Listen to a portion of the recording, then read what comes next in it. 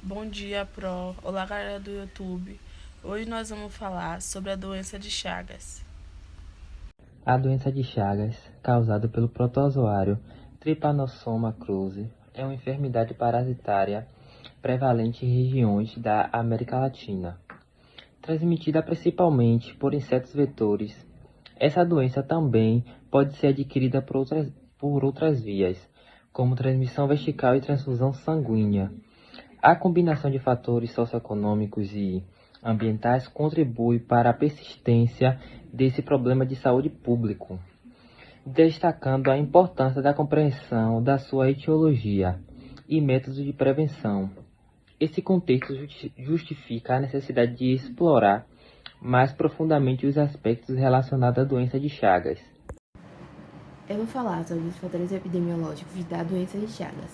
Cerca de 1 milhão de pessoas em toda a América Latina, na América Latina, os brasileiros, melhor dizendo, contraem a doença de Chagas, mas em toda a América Latina, cerca de 6 a 7 milhões de pessoas conseguem contrair a doença. Boa parte dessa contração de como as pessoas contraem é a transmissão das mães para os filhos. E por ano, em média, cerca de 30 mil pessoas são mortas e 10 mil pessoas ficam doentes pela doença.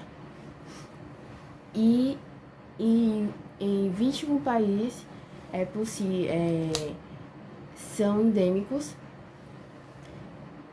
e mais 15 países possuem um sério risco de entrar em endemia por causa da doença de Chagas.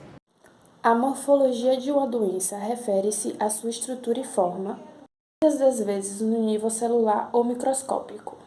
Compreender a morfologia é fundamental para o diagnóstico e o tratamento, permitindo a identificação de características específicas que podem ser distintivas da doença. A morfologia da doença de Chagas refere-se características estruturais do parasita, o Trypanosoma cruzi. Este protozoário apresenta formas diferentes em seu ciclo de vida, incluindo a forma tripomastigota, encontrada no sangue e tecidos, a forma amastigota, que se reproduz nas células hospedeiras, e a forma epimastigota, encontrada no trato digestivo do inseto vetor, geralmente um inseto conhecido como barbeiro, seu nome popular. A compreensão dessas formas é fundamental para entendermos a patogênese da doença de Chagas. A transmissão do tripanossoma se dá pelas fezes presentes no barbeiro, que deposita suas fezes quando suga o sangue. Essa picada gera uma coceira e o ato de coçar facilita com que o tripanossoma penetre mais fácil na pele. O tripanossoma presente nas fezes do barbeiro entra em contato com a pele humana pela mucosa nasal, pelos olhos ou pela boca ou encoste em ferida recente na pele. Há outra forma também de transmissão, pela transfusão de sangue, caso o doador esteja portando essa doença, ou se não, a transmissão congênita, caso a mãe passe para o filho via placenta. A outra também maneira que é ingerindo um alimento contaminado ou em acidentes em laboratórios. Boa tarde, meu nome é Lara e hoje eu vou falar sobre o ciclo de vida do Trypanosoma cruzi. Ele entra em contato com o ser humano de diversas formas, como minha colega já explicou na parte anterior, e ele pode ser infectado, o ser humano pode ser infectado de várias formas. Essas formas apresentam períodos de incubações diferentes para o vírus. Uma dessas formas é a forma vetorial, que seria, no caso, quando o barbeiro entra em contato com o ser humano, e o período de incubação pode durar de 4 a 15 dias. Na forma vertical, que seria quando é transmitido da mãe para o bebê, o período de incubação pode acontecer em qualquer momento da gravidez, já que a criança pode ser infectada em qualquer momento da gravidez. Existem infecções acidentais que podem ocorrer em laboratórios, por meio de troca de amostras ou então coleta de sangue. Muitas coisas podem ocasionar na infecção acidental. E essa infecção acidental poderia durar de 20 a 30 dias, certo? E a infecção de um ser humano para o outro, que seria a infecção transfusional, o período de incubação pode durar de 20 a 40 dias, certo? O tripanossoma, quando ele entra em contato com o corpo do ser humano, ele entra em contato na forma de trypanosmastigotas, que seria a fase final da sua evolução. Após entrar em contato com a pele do ser humano, que seria a forma mais ocorrida das infecções, eles invadem as células próximas ao local da infecção, porque pode ser quando a gente coça ou alguma ferida aberta, eles entram em contato com as células próximas dali e elas já começam a infectar. Depois da infecção, elas vão para a forma de hemastigotas.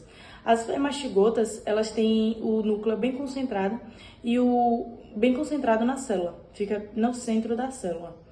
Apresentam formatos de bastão ou barras. Pronto.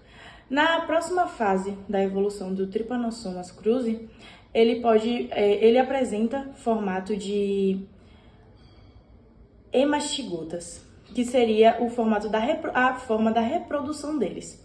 Apresentam também formato alongado, podem apresentar também entre diversos tipos de tamanho, e seria a infecção dos animais invertebrados. A próxima fase do tripanossoma, que seria a fase já infectante para os animais vertebrados, que seria o ser humano, dentre outros, é a fase final, aqui na verdade é a do começo, que é a tripanomastigotas. A tripanomastigotas apresenta formato em S ou letra C. A doença de Chagas causada pelo protozoário Trypanosoma cruzi pode ter manifestações agudas. Essa fase inclui sintomas como febre, mal-estar e inchaço localizado. Nessa fase também pode ocorrer problemas cardíacos, levando a complicações sérias. O diagnóstico de doença de Chagas se dá precisamente em exames de sangue, onde o agente causador é identificado por meio de métodos laboratoriais, onde tem essa visualização dos parasitas de forma direta e indiretamente. Também pode ser encontrados os anticorpos no soro. Tem os testes de imunofluorescência indireta, hemoaglutinação indireta, também tem os de enzimas, também tem testes moleculares referentes, no caso, o PCR, e no caso o PCR, né, que é acoplado juntamente com a sonda molecular.